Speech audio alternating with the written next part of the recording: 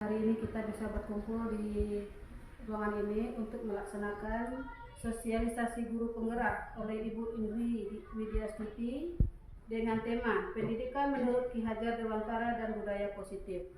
Yuk Senja, ketua kelas masuk. Selanjutnya Bapak Ibu Majelis Guru UPTD SMP Negeri 3 Kecamatan. Puji syukur kepada Allah Subhanahu wa Ta'ala yang mana kita masih diberi nikmat kesehatan sehingga kita dapat melaksanakan tugas dan kewajiban kita di sekolah yang kita cintai. Kemudian salawat dan salam kita kirimkan kepada junjungan umat, yakni Nabi besar Muhammad Sallallahu Alaihi Wasallam. Baiklah Bapak Ibu, di sini kita melaksanakan kegiatan sosialisasi guru penggerak. Nah, guru penggerak, program guru penggerak ini kan merupakan program dari pemerintah kita untuk meningkatkan mutu pendidikan di negara kita ini.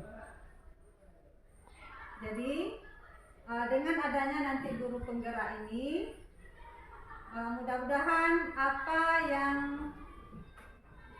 diprogramkan dan direncanakan dapat merubah atau memperbaiki sistem pendidikan di negara kita ini.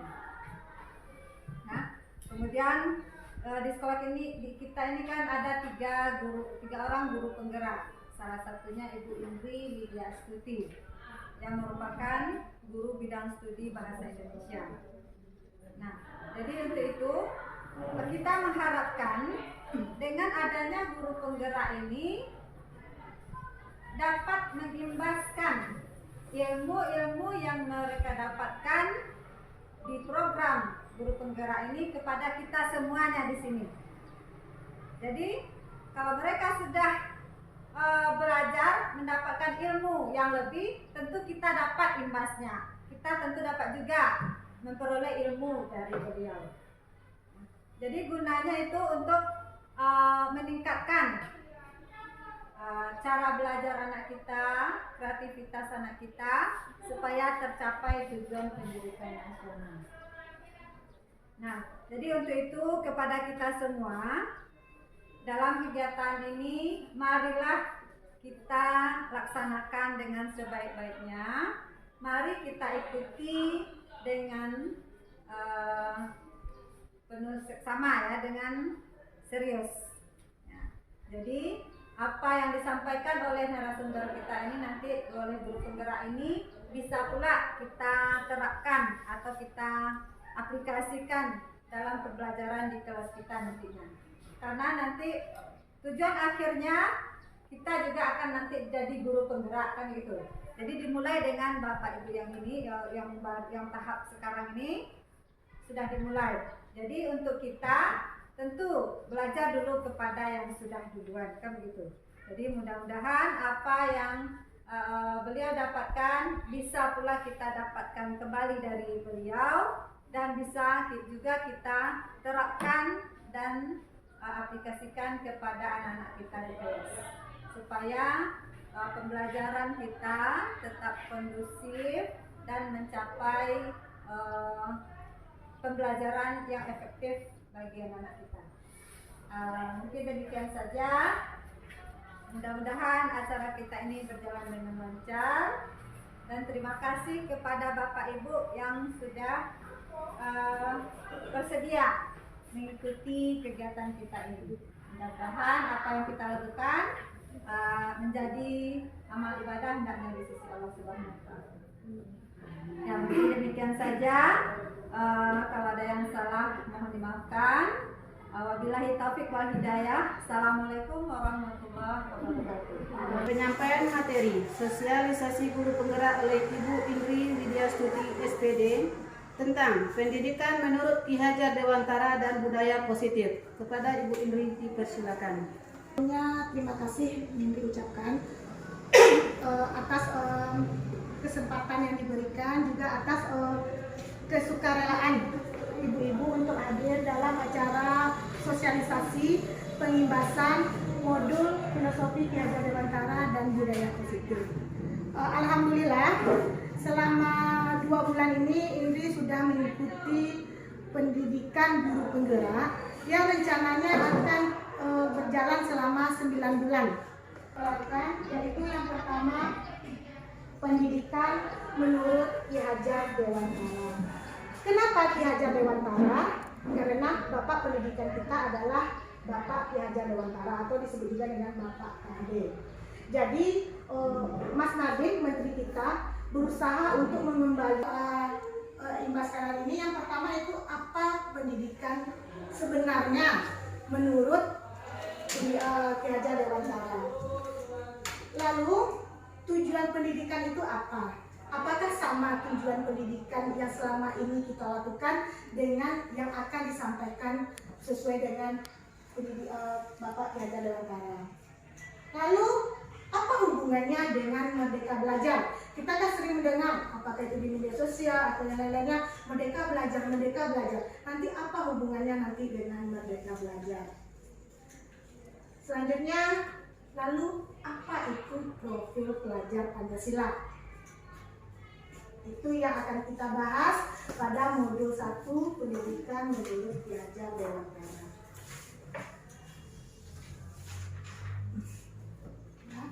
Pendidikan menurut Ki Hajar Dewantara itu dia berbeda dengan pengajaran. Pengajaran dan pendidikan itu 2 hal yang berbeda. Pengajaran itu merupakan proses pendidikan. Jadi apa yang kita lakukan sebagai seorang guru, sebagai seorang pendidik, itu adalah merupakan proses dari sebuah pendidikan. Kita bukan merubah anak itu untuk bisa, tapi menuntun anak tersebut di mana dia ahli dalam seni budaya. Tugas kita sebenarnya menuntun anak tersebut. Petani sudah diangkatkan bibit jagung, lalu kita hanya membiarkannya saja, tidak disiangi, tidak dipupuk. Apakah akan tumbuh jagung yang bagus, Bu? Enggak kan? Pasti jagung itu tumbuh tapi dia gersang. Begitu juga anak yang diantar oleh orang tua ke sini.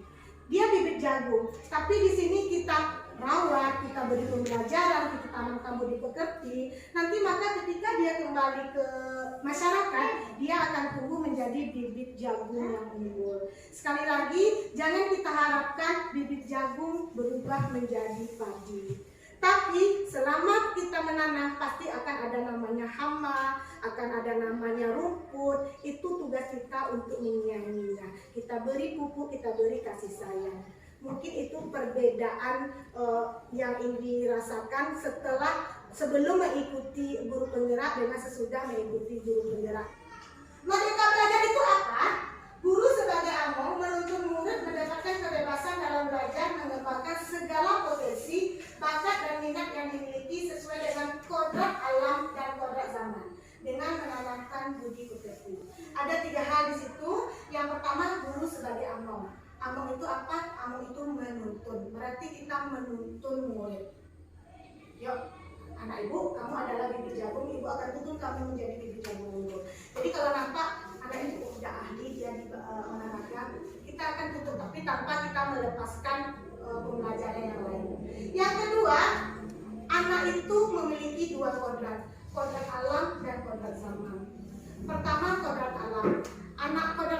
Anak karantang alamnya pasti akan berbeda dengan anak kodok tinggi. Anak karantang pasti akan berbeda cara kita menghadapinya dibandingkan anak payak tumbuh. Itulah alam di mana dia tumbuh, pasti berbeda. Jangan mentang-mentang kita dari kota lalu kita menghadapi anak dengan apa, pasti berbeda. Mungkin kalau anak karantang ini mungkin lebih penuh kasih sayang, agak dilembut-lembutkan, pasti akan berbeda dengan alam yang ada di payak umur. Itu yang disebut dengan kodrat alam. Jadi selama kita menjadi seorang pendidik, kita perhatikan dulu alam anak kita bagaimana. Yang kedua, kodrat zaman. Inggris sebagai siswa SMP dulu pasti berbeda dengan anak yang ada di SMP sekarang. Kalau zaman kita dulu CBSA, catat buku sampai habis, baca. Anak sekarang, Bu, zaman sekarang kalau kita buat seperti itu mungkin akan sedikit tidak masuk.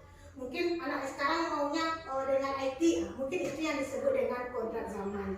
Zaman sekarang karena apa? Zaman TikTok, yuk kita buat pembelajaran yang menarik supaya kayak TikTok. Jadi itu yang disebut dengan kodrat alam dan kodrat zaman. Yang terakhir juga itu yang sangat perlu, budi pekerti. Tidak lagi berpatokan kepada nilai, tapi pada karakter. Apa saja karakternya? Yang pertama, beriman dan bertakwa. Lalu ada kebinekaan global, bergotong royong, kreatif, bernalar kritis dan mandiri. Dari merdeka belajar. Dan mungkin itu untuk yang modul 1. Kita lanjut dulu aja ya Bu ya, baru tanya jawab. Yang kedua adalah budaya positif. Kita ingin menumbuhkan tadi bibit jagung menjadi tanaman yang subur. Salah satunya adalah dengan menumbuhkan budaya positif. Apa itu budaya positif? Sebelumnya kita ubah dulu paradigmanya. Kalau dulu kita mengatakan kebutuhan kita sama, sekarang kita harus berpikir kita sebagai manusia memiliki kebutuhan yang berbeda. Kalau dulu semua orang melihat yang sama, kita sekarang harus merubah pikiran kita kalau semua orang melihat hal yang berbeda. Satu batang kayu akan dilihat berbeda oleh 2 orang. Yang ketiga, dulu kita berpikir kita bisa merubah orang lain. Sekarang kita harus berpikir kita harus memahami pandangan orang lain tentang dunia. Jadi misalnya Rizka berbeda pandangan sama ini. Jangan paksakan Rizka harus bisa berpandangan yang sama. Kita yang harus memahami pandangan Rizka itu. Kita yang harus mengerti. Berperilaku buruk dilihat sebagai suatu kesalahan. Padahal semua perilaku itu memiliki suatu tujuan. Baik dan buruknya pasti memiliki tujuan. Orang lain bisa mengontrol saya? Tidak. Karena hanya saya sendiri yang bisa mengontrol diri saya sendiri. Jadi jangan harap orang lain bisa mengontrol kita. Lalu yang terakhir, model berpikir menang kalah. Jangan sampai kita berpikir harus kalah, tapi kita harus berpikir menang untuk menang. Makna kata disiplin. Kalau dulu kita berpikir disiplin itu identik dengan tata tertib, dengan peraturan, sebenarnya disiplin itu adalah diri sendiri. Bagaimana bisa kita mendisiplinkan diri sendiri dan memberi motivasi diri sendiri. Sebagai pendidik, tujuan kita adalah menciptakan anak-anak yang memiliki disiplin diri. Jadi mereka berperilaku mengacu pada nilai-nilai kebajikan itu dari diri sendiri, bukan kepaksaan orang lain. Perilaku disiplin ini kita harapkan menjadi sebuah kebiasaan pada anak-anak dalam lingkungan kelas dan juga lingkungan sekolah sehingga dapat menghadirkan budaya positif. Yang kedua, motivasi seseorang melakukan sesuatu ingin mendapat penghargaan. Mbak dia rajin banget nak, supaya awak bisa dapatkan, kalau anak-anak TK dapat bintang, dapat stiker. Kok rajin nak? Karena ini bukan dari pribadinya sendiri. Masih ada keinginan ingin mendapatkan sebuah penghargaan. Itu motivasi yang kedua. Dan motivasi yang ketiga yang seharusnya kita tanamkan baik kita pribadi dan murid, yaitu menjadi orang yang mereka inginkan dan menghargai diri sendiri dengan nilai-nilai yang percaya. Jadi kalau bisa besok Indri tidak lagi terlambat bukan karena takut Maria, Indri tidak lagi takut terlambat karena Beko takut dicemooh oleh Rista, tapi Indri tidak mau lagi terlambat karena ingin menghargai diri sendiri. Saya jadwal mengajarnya dari jam sekian sampai jam sekian. Berarti saya harus menghargai diri saya supaya tidak dapat terlambat datangnya jam sekian. Tapi kalau sekarang kita masih kebutuhan dasar manusia. Jadi kalau kita kadang memproses anak, kita harus melihat 5 kebutuhan dasar ini. Apa sebenarnya yang dibutuhkan anak? Jadi kalau kita terkadang kalau kelas 7 atau 9 ya malu rasanya kalau ini suruh es breaking ya nak, senang wak dulu panik nak, ya panik bu. Kalau kelas 9 jadi coba dia sudah malu-malu, nak maunya goyang. Tapi kalau kelas 7 itu mereka masih mau goyang apa namanya baby set. Yuk coba dulu renggangkan otot-otot contoh dulu, mereka masih mau, ada senam otak masih mau. Itu salah satu contohnya. Jadi anak-anak tidak bosan di dalam kelas. Ini juga contoh waktu, ini masih waktu kelas 7, mereka membuat kacang padi, lalu ada videonya, ada hasilnya. Jadi apa yang berpusat pada murid, apa yang mengembangkan bakatnya, biarkan mereka berkreasi seperti apa yang mereka mau. Ini tidak menuntut kamu harus buat nasi goreng, kamu buat ini. Enggak. Kamu mau buat apa? Mau buat makanan? Boleh, silakan.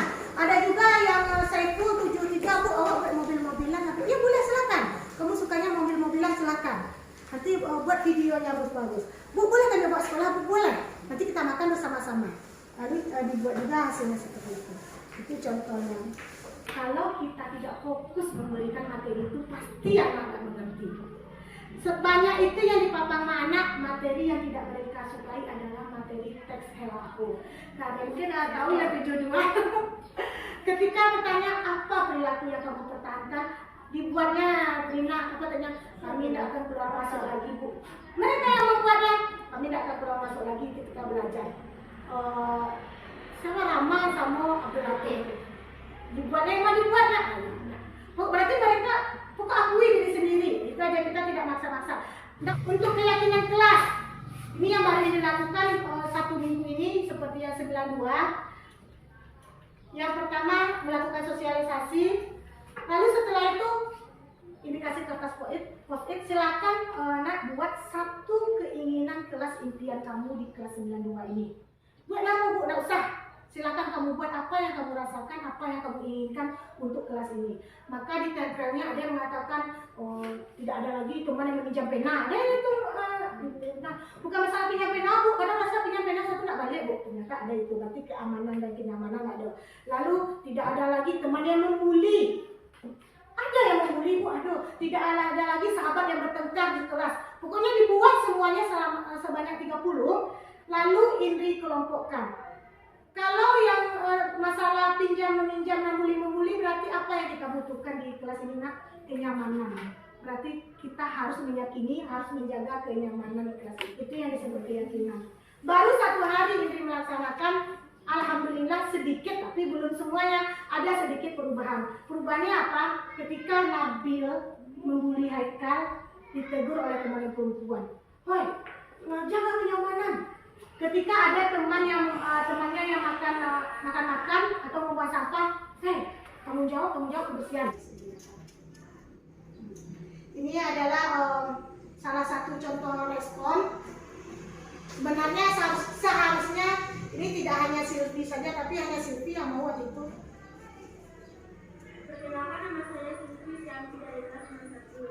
Selama belajar dengan Bu Indri yang mengajar bahasa Indonesia, saya merasa senang karena dalam pembelajarannya memasukkan dengan menggunakan infocus dan video-video. Ini yang pertama, lalu ini yang tentang keyakinan kelas. Assalamualaikum warahmatullahi wabarakatuh. Tadi pagi kami kelas 91 membuat keyakinan kelas bersama Ibu Indri Widyastuti untuk mata pelajaran bahasa Indonesia. Kegiatan yang kami lakukan tadi sangat menarik karena dengan keyakinan kelas yang kami sepakati bersama, saya berharap saya bisa belajar lebih fokus, nyaman, dan tentunya bisa menerima pembelajaran yang telah disampaikan oleh guru. Saya juga berharap teman-teman saya bisa menjalankan keyakinan tersebut dengan baik. Sekian tanggapan saya terhadap kegiatan yang kami lakukan tadi pagi. Apabila ada kesalahan kata, saya mohon maaf. Assalamualaikum warahmatullahi wabarakatuh.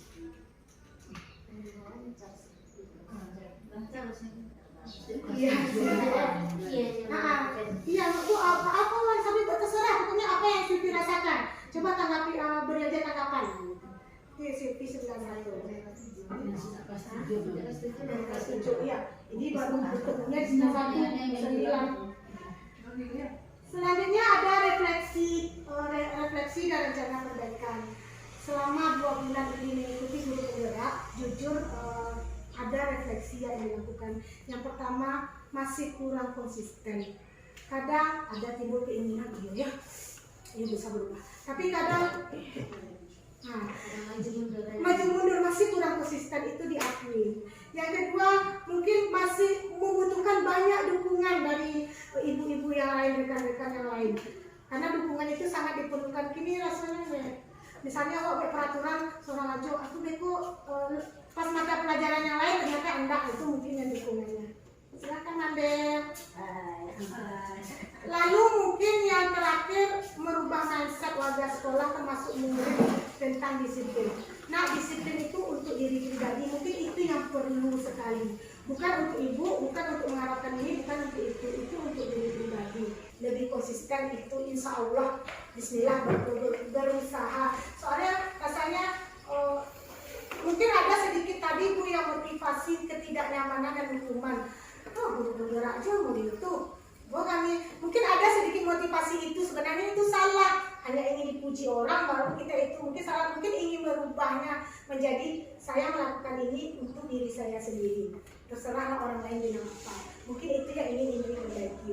Lalu lebih berkolaborasi dengan ibu-ibu yang lain. Mungkin seperti keyakinan kelas tadi, Buges nanti di kelas Buges, di Nina juga, Bu Nurti tidak walas ya, mungkin Bu I juga dibuatnya.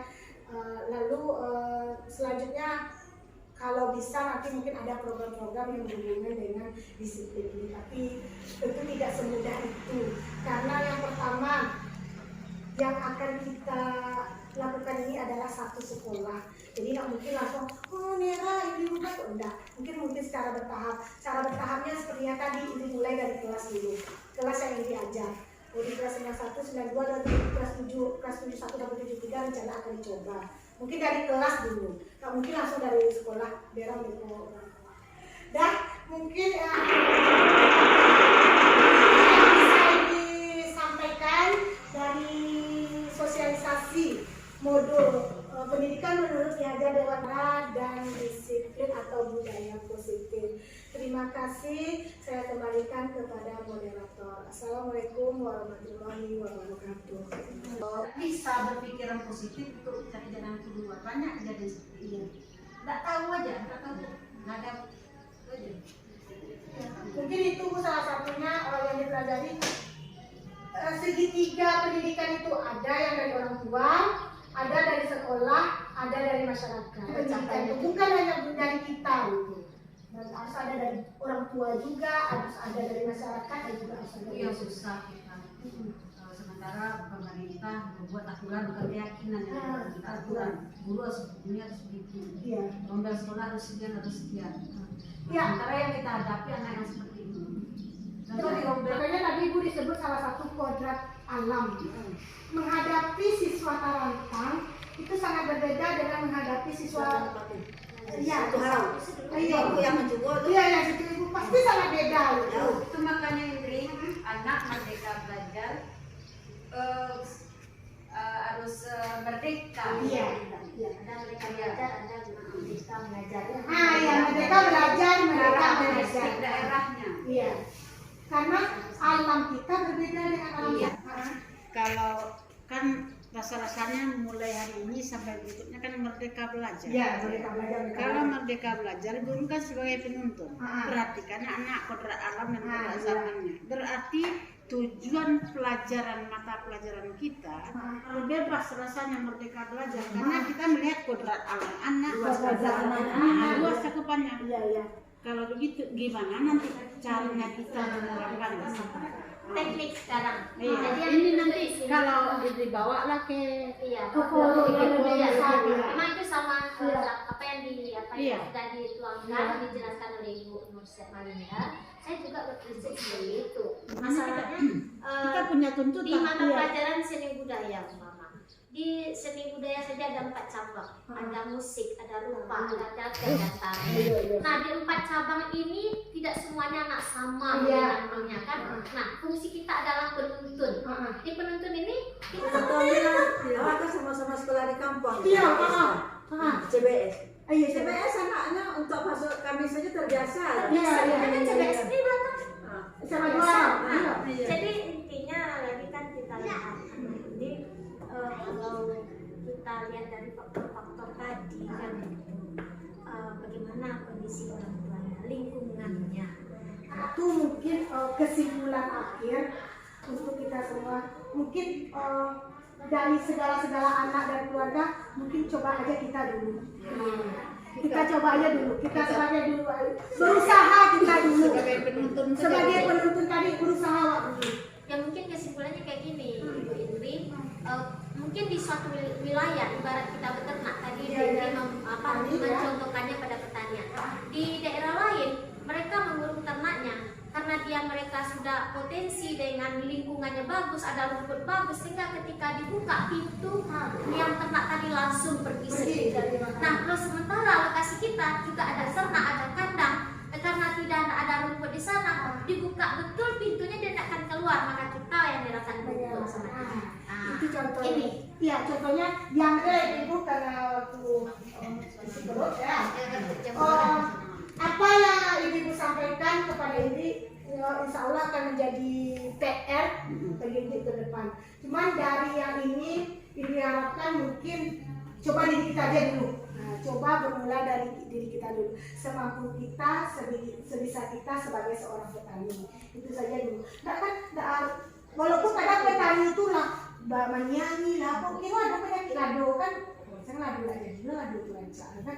Jadi memang tidak harus. Setelah kita begini nanti anak akan itu tidak akan mungkin hasilnya. Apalagi dengan berbeda. Inilah kalau dari keterangan Indri tadi. Maksudnya mungkin apa yang Indri jelaskan tadi mungkin bisa kita terapkan, tapi karena kita tidak punya print outnya agak kurang jelas, makanya tolong di print out kan, kita cobakan mana kalau bisa. Ini kirim aja Pak, ya. Print out kan nggak boleh difotokopi. Coba nih jangan cari-cari orang itu loh. Pernah lagi lo mantul. Apa yang print? Bisa kami baca gitu Sabtu kan. ini bawaannya. Mudah-mudahan kami terapkan, mudah-mudahan Bantu ini janjinya. Mungkin sekarang kesimpulannya yang pertama apa yang ibu sampaikan akan dicoba bawa pulang ke forum yang lebih luas.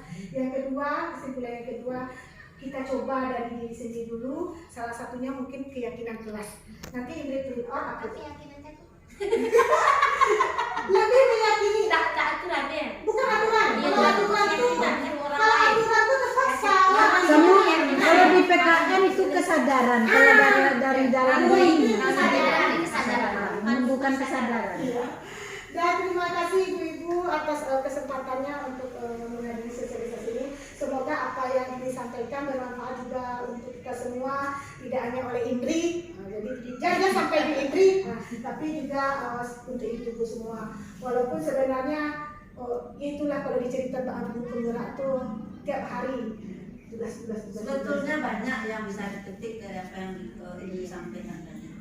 Makanya bahwa anak itulah objek pembelajaran kita kan. Jadi kita tidak jadi penguasa dalam kelas salah satunya. Anak lagi. Anak prioritas kan.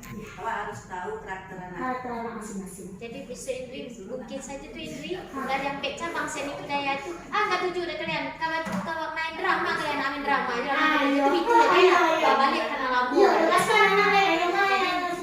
kamu nari seluruhnya nggak goyang Bisa kawan seni budaya Indonesia, kami teksnya seni budaya prakteknya. Jurusan anak dari SMP. Ada yang sampai bisa. ya, jadi semakin terarah Jangan terarah, ditunggu sosialisasi betul Amin. Ya masih ada tuh 2 bulan kemudian ada aja lagi ya itu makanya ditunggu print outnya Ada Sabtu ya. Menarik materi Indri. Iya. Terima kasih ibu-ibu atas kesempatannya. Semoga ilmu yang ini dibagikan bisa bermanfaat untuk kita semua dan khususnya untuk murid kita. Semoga apa yang diharapkan tadi bisa benar-benar terwujud.